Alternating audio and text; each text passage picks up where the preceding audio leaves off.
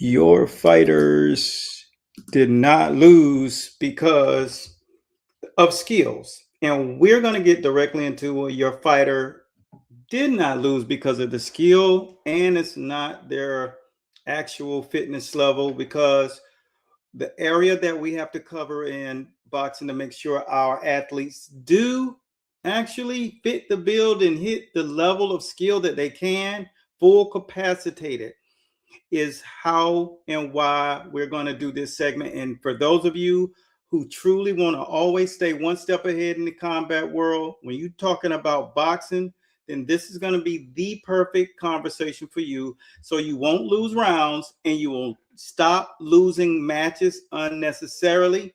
This is what we're about to unpack. So if you like to understand how to have and possess the secrets of boxing, here's what we're going to get into. There are 5 questions that we're going to jump into that have plagued us over the past 7 days, and we're going to answer those. And at the very end, we're going to give you an actual playbook that you can actually start using immediately to start doing the checklist on how to prevent this from happening. So, first of all, we're going to get directly into the questions, leading with question number 1 being, when a fighter looks sharp early but completely unravels in rounds 3 through 5, what's actually failing first? Okay, so this is where we start with. Most people think this is about your skill or technique and your conditioning, but it's not. So this is all about knowing how to pare this thing down. You're watching their hands, you're watching their feet, you're looking at them spar, and they are doing a tremendous job. But what happens in this situation is your fighter is dealing with something that's not physical, and it has nothing to do with mindset. This is what we call bandwidth. And I'm going to give you an example what this means. Cognitive bandwidth is just like holding a bowl of cereal filled with milk in your hands. And if you pour too much milk in there, even though you want to have all of the cereals to the very top because you got a case of the I need some sugar, and you pour that milk in there and it spills over. See, that's cognitive overload. That's bowl overload. And I'm going to give you an example as the fight world. If you want to produce better outcomes, number one thing you got to have is the comprehensive capacity in your brain to not overload it. Okay. So there has to be a perfect amount of cereal, perfect amount of milk for it to not spill over, but also at the same time, feed that desire that you have to hit that sweet tooth that you got at 2 a.m. in the morning. So, number 1, the example is you go to Sugar Ray Leonard. All right. When Sugar Ray Leonard fought Hagler versus Hearns. Hagler understood exactly how tough it is to fight someone in a manner in which you have to take it to them and make them understand what you were doing at a lower weight class. It's going to demand more capacity in your brain, right? At this next weight class, because it's cognitive then. It's no longer physical. It's mental pressure. It's psychological. So the bandwidth that it takes to hold that up is not here, what you're used to at welterweight, but here, because now you're fighting someone that's as skilled, but at the same time, they're bigger, stature-wise, in the bone, not longer, just stronger, denser. So it takes the body much longer to adapt in the bandwidth. Like I said, we walked in here 1,000% ready for welterweight, maybe even junior lightweight or junior middleweight. But when it requires this much at middleweight, it was too much of a task. So that is the example for Sugar Ray Leonard. Hagler versus Hearns. Hearns could have dealt with it if it was at a different weight. Skills, same level, but the guy was bigger, bone density wise, and that makes it very tough. So it took his cognitive overload came into play. Cognitive overload happens when the brain has to compute a bigger equation, and you can't get that in sparring. because in sparring you have headgear on.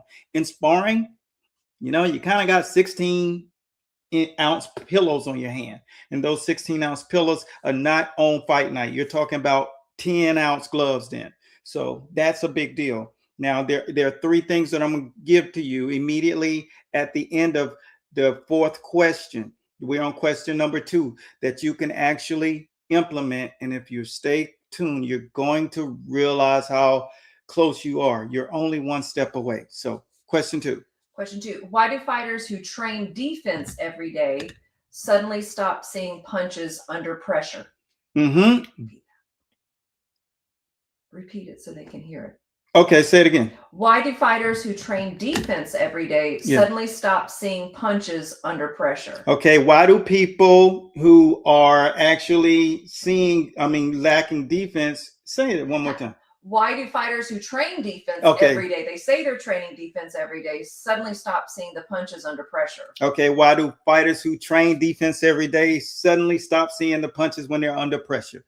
Here's how we dive into this, because defense doesn't mean defense doesn't disappear under pressure. All right, perception does. All right, this is once again something biology tied to. Biological issues in the ring aren't the same as geometry. Understanding tactics and skills and all of those things have nothing to do with this.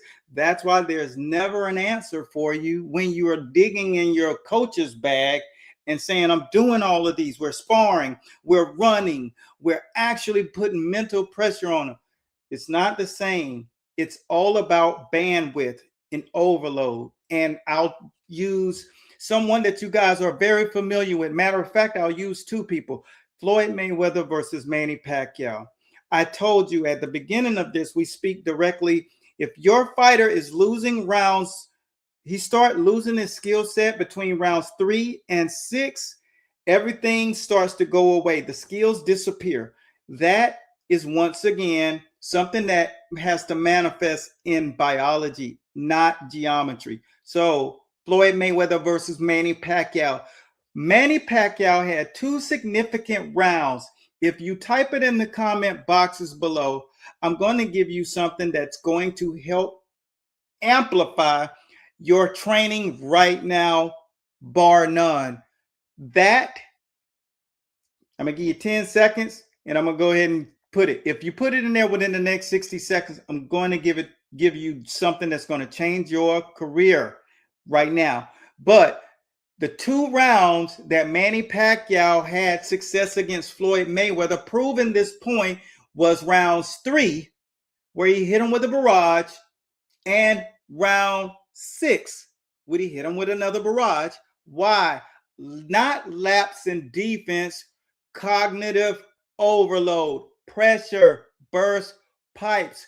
If there wasn't the actual neuromuscular memory stored and hardwired into Floyd Mayweather, he would not have been able to readapt, adjust, and understand what it's like to fight under pressure. This is what we talk about pressure fighting. A person that's prepared for that can come back from that. Anyone else in that situation with Manny Pacquiao, you're blown away. So this is what we talk about when we're talking about hard wiring, preparing you for those moments where skill gets saluted, bandwidth shrinks exponentially, and you shrink in the moment. And all of a sudden, Regis Prograde, Devin Haney, in the moment, all of the before fight talk, I'm the big guy.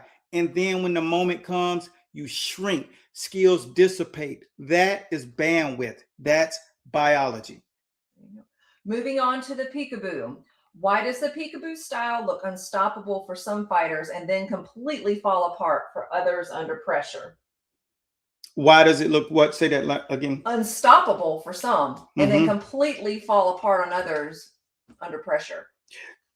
The peekaboo, why does the peekaboo basically look unstoppable for other people? Mike Tyson, Floyd Patterson.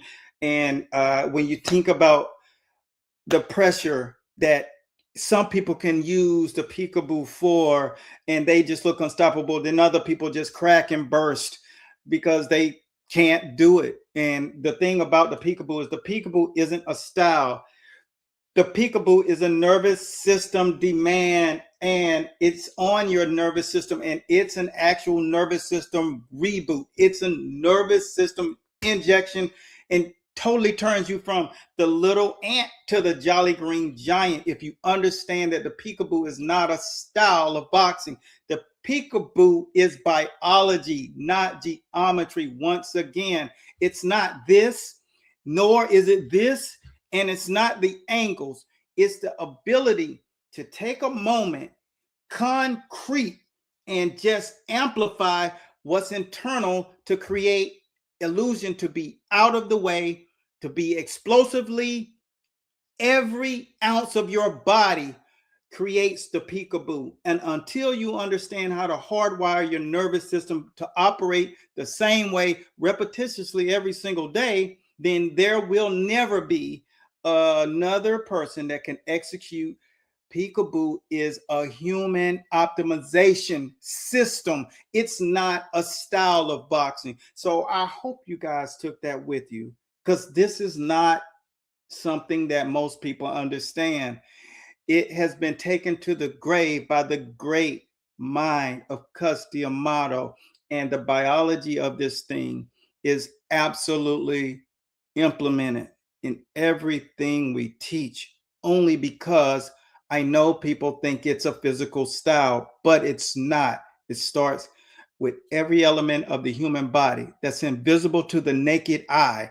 And therefore, when you understand how to develop that, you have the keys not only to boxing, but you have the keys to human evolution, and you own it, and it's in this universe. So that's why some people look a certain way doing it, like Mike Tyson and what's his name? No, Floyd Patterson. And this is the reason why the peekaboo has never been duplicated before. So good. Yeah. All right, moving on to. If you have any questions, I see some guys. My man said no lies detected. I appreciate you, brother. It's good to see you in the building. I appreciate my guy. I see you, Amelia, Roman. It's good to see you guys. I appreciate you being on the channel.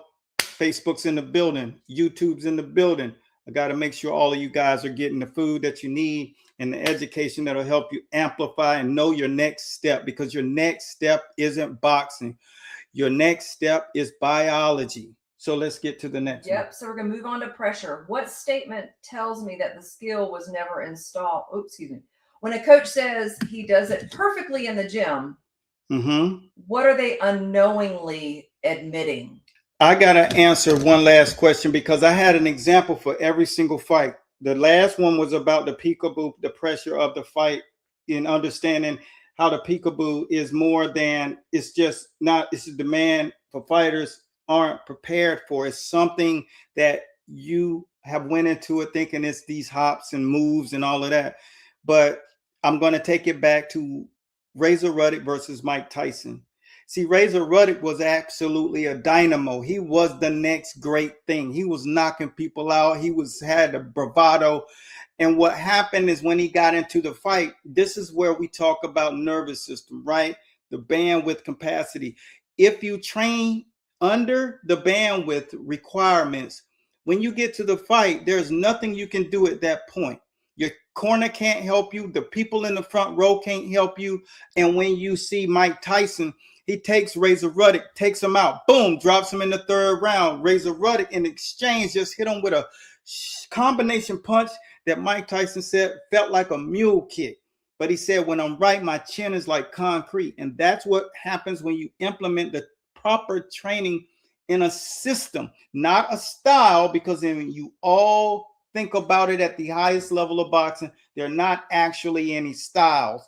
They're only the actual physiological side of things and the biological side of things. Very few coaches have that level of education. That's why Manny Stewart and Amato, and when you talk about people who really, really understand, Eddie Futch, Kenny Adams, Anthony Bradley, these guys understood the game further.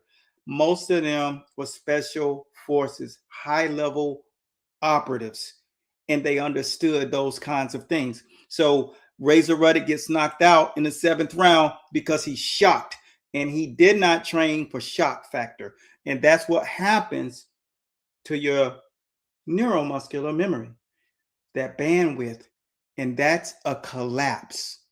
And that's the example of what happens when you collapse. When you have the skill, you have the power, you have the stature, but you are not totally sound when it comes down to cognitive bandwidth that day.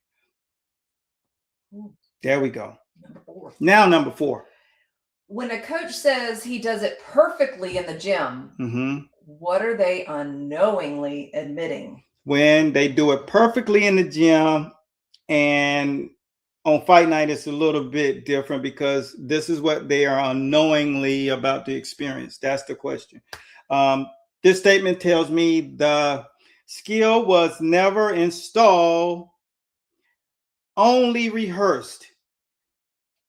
The skill was never installed. It was only rehearsed. It was only what the memorized only.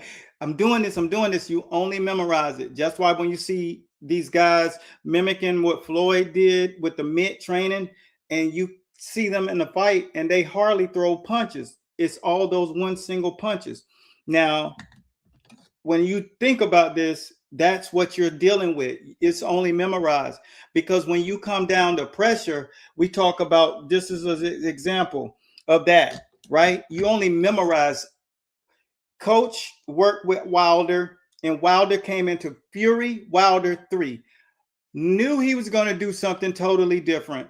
He was trying to fight a different kind of method. He was trying to go in and do his thing, but he was not designed to fight in that manner. He tried to make adjustments. He came in super light. He wanted to fight a different fight. And when he got into that ring and he tried to implement that style, it was only memorized. And Tyson Fury dropped him and dropped him and dropped him. And that is an example of what happens when you think you can do it. And if you go look at those training drills that Wilder was doing with his coach for the Fury fight, just pull up Deontay Wilder training, Fury Wilder 3. And you see all of that stuff that he was doing with his coach, and they was just putting it in, and they was doing a lot of stuff that it looks like they were doing with Mayweather. So he was trying to fight like a lighter weight kind of boxer, but that's not who he is. He is a walk him down, stalk him kind of guy like Sonny Liston, with the power like George Foreman and Sonny Liston and Ernie Shavers. Hard punches, heavy duty, heavyweights. And that is the example, that fight. If your fighter looks like they can do all of these different things and tricks and stuff in training camp, hence is why I speak to Tio Lopez. You see him doing all of this cool training. Now, he has been hardwired for some of this stuff because he's been in a fight with George Kambosos where he got off the mat. And when you can get off the mat, that's saying a whole lot about who you are characterized. And then he really won the rest of the round, 9th round, late rounds, he was winning. And so that's some of the fortitude. That's fortitude. That's not cognitive bandwidth. That's not the nervous system. That's an entirely different animal. So our objective is to really stay close to the narrative at hand, truly understanding what it's going to actually take to be at the highest level of boxing with this thing. And if you don't understand that, then you'll be burned by it. But understanding what happens when there's an overload, and when there's a collapse, and when there's a bandwidth that's been tapped and elevated, then you're on your way. And there are only 3 components that you'll need. After we do the last and final question, each and every one of you will understand how important it is to not just train skills. And I know that's so disappointing, but we started out with our earlier programs that we have. That's why we have a program that is literally, it's literally prep school. So you understand how to prepare to learn boxing the right way, and you can get going, because I know how important it is. Process matters. And if you're following process, you're going to get much further than when you're just guessing all the way. So hopefully that makes sense. Now, the final question is, and I told you guys, if someone was to answer the question right, that I was going to give them something to take away with them. So, and that was basically, check this out. This is a pressure question. So, why do experienced fighters sometimes look worse than young fighters, when pressure strikes?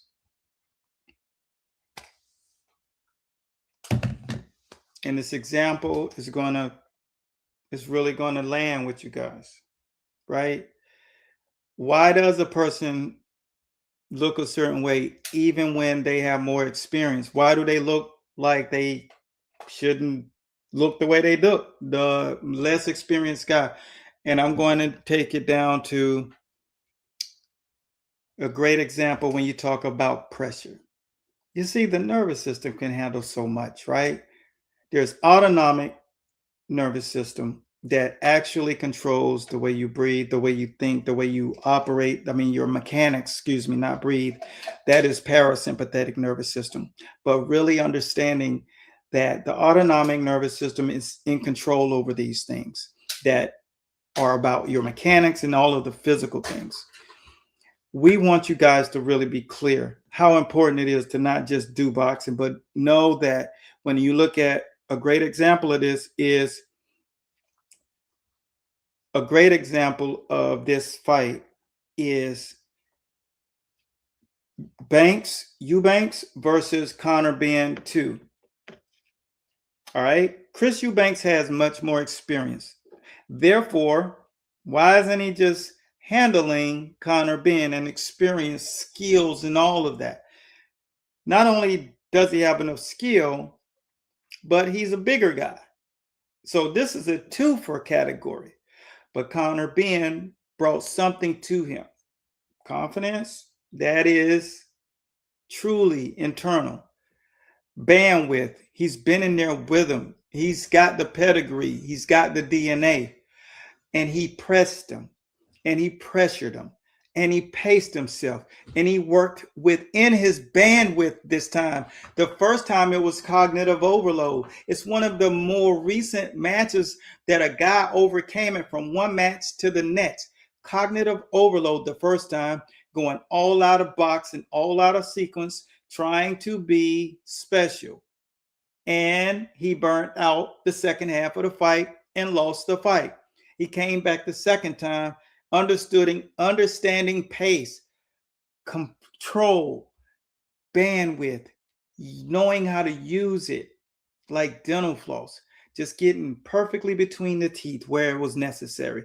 Don't waste toothpaste. Understand how to dive in there and do this thing in a manner in which you will see the brighter side of that star, because you're doing it the right way. And then you melt down the more experienced fighter, the bigger fighter, the fighter who beat you before.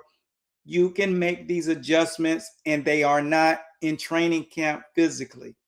These are not geometry moves. These are what we call biology. And if you start implementing this the right way, the process, let me see those books. All right. Cognitive bandwidth is number one that you got to have front and center, right?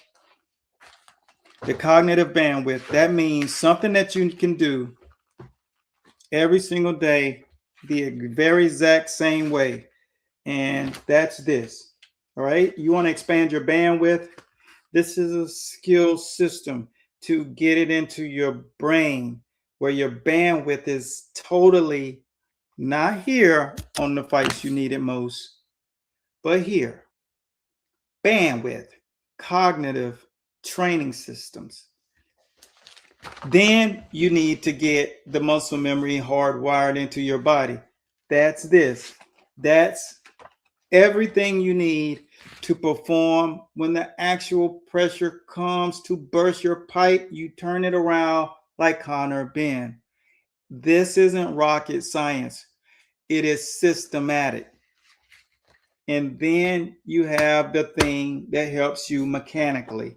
And this is how you master the art and science of ring generalship. So you got biology, and then you have the actual geometry. Period. Those are the blueprints to get to the highest level of boxing. I know because I have 4 decades in it, and I came up under all of those giants that you heard me mention at the very beginning.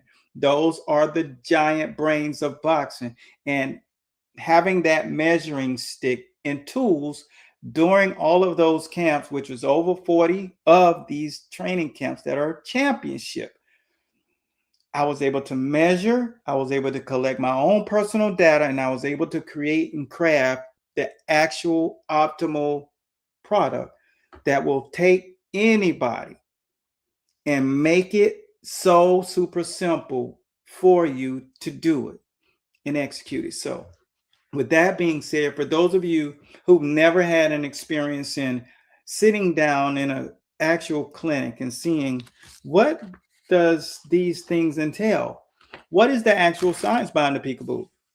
That's exactly what we're going to get into tomorrow during our 11 o'clock a.m. clinic that will break down the actual precipice of why is it that you can't transfer these things? What happens to me between rounds 3 and 6? Why am I looking a certain way in camp and then it's not happening there? Why has no one been able to duplicate the peekaboo? Well, the science will be there. So if you're into learning, then I'd reserve my spot by typing the word clinic down here in the comment boxes, or there will be a link in the description that you can actually access the clinic tomorrow, 11 a.m. Eastern Standard Time. And that's from us to you. I'd love to have you on board. The clinics will be there. I see you, my man. Yes. How do I get a schedule? We'll put it down in the comment boxes. But the fact that you're there, someone will go ahead and actually let me give you the clinic. So let me give you the actual YouTube. So I'm going to put the link down in the comments right now so that you can attend. All my people on YouTube. The YouTube is the more difficult one to get to. So you got to remember, you got to get this. You got to open it up now because hold up, this is. And if it should go away, we'll pin it. Yeah. So we're done. Yeah. If you don't see it, if you don't get an opportunity to see it in a minute, we'll pin it. So let me put it here. And I can't even reply. I'm going to put it down in the comments and you guys copy what you see on the screen. But yeah, I got you. Let me see. I need that. Mike Tyson said that Javante Davis can tell me why you might believe why. Hold on. That question didn't really make sense to me. Ask it again. So you can go weteachboxing.com/live-with-Eric-Bradley. Take that copy down. We will put it in the comment boxes over here on Facebook and over here on LinkedIn. And make sure you guys have the opportunity to dive in because it's going to be a tremendous experience.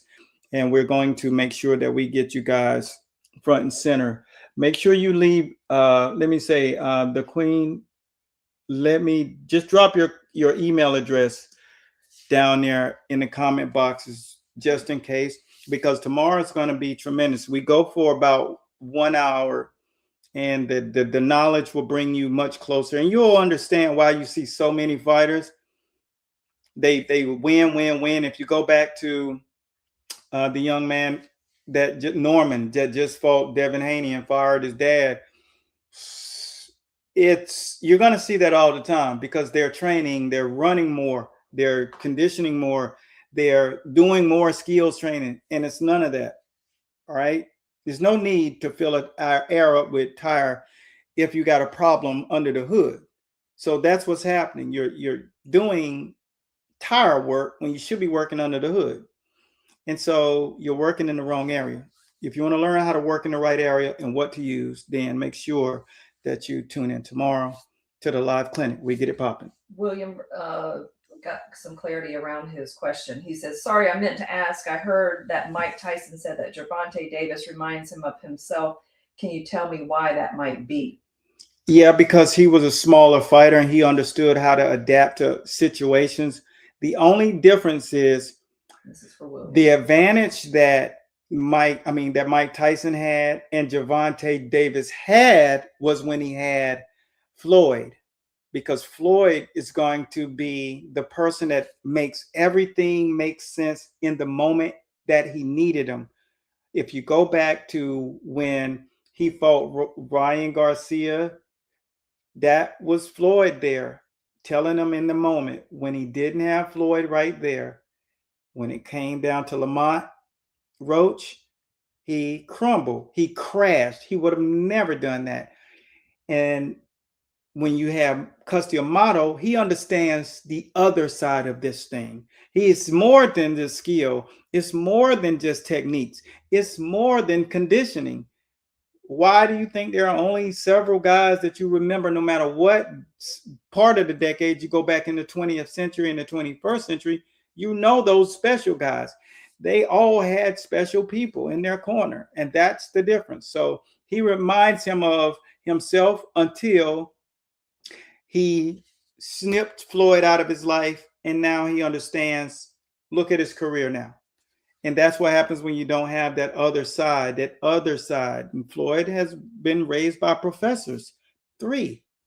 And so if you don't think that's important, that's crazy. For coaches, these are your professors.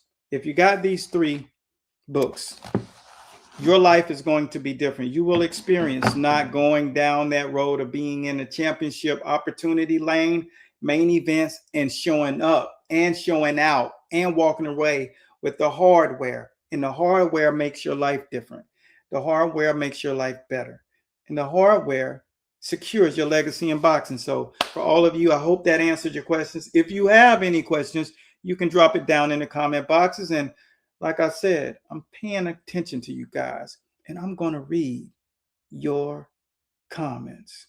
Coach Bradley out. Hope to see you guys in the clinic. If not, it's always availability otherwhere. Everywhere we rock. Let me see, just to make sure, where can I get those books? You can go shoot us. Yeah, I know. There's a bundle that we're preparing. And for those of you who will be on Facebook and Instagram, we'll put the link down in the comments. Not Instagram, but Facebook and LinkedIn. This is YouTube. We'll make sure that it's down there in the comment boxes. That bundle secures your fight legacy, right? It just totally changes how you're approaching fighting. And you will know that there's different levels to this thing. So if you're a coach, this is good for you. If you're just somebody that's casual, you need to find prep school. And that's perfect for you. Like, it's everything you'll need. The physical training, the boxing training, the calendar, the consistency, the actual support. It's everything that you need. So there's that. But if you're really in the game, this pressure bundle is it. All right. So be blessed at Godspeed. I'll see you guys tomorrow. Check in. Let me